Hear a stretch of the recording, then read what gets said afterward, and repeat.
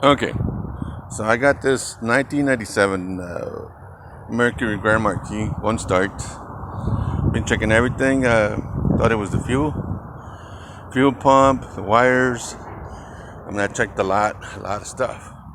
But eventually, I had to get down underneath the car,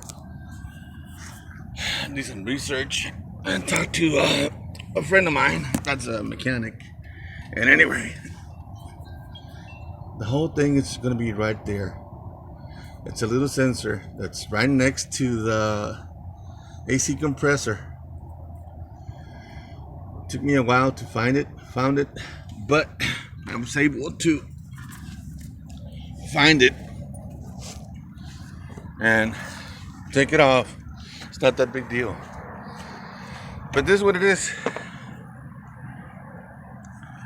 It's that little sensor. It wouldn't start. Thought it was the fuel line, the fuel pump. Then, went and got it. This is from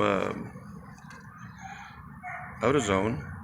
It's part SU256, and it's called the crankshaft sensor. Look for it. I'll try to include a clear picture of where it is exactly. But anyway, now it works. It works fine. It starts. Oh, I was surprised because it was working fine. Then the following day it just wouldn't do anything. And now here we go. It works just fine. Hope it helps you. Thank you. Like it, please. Bye.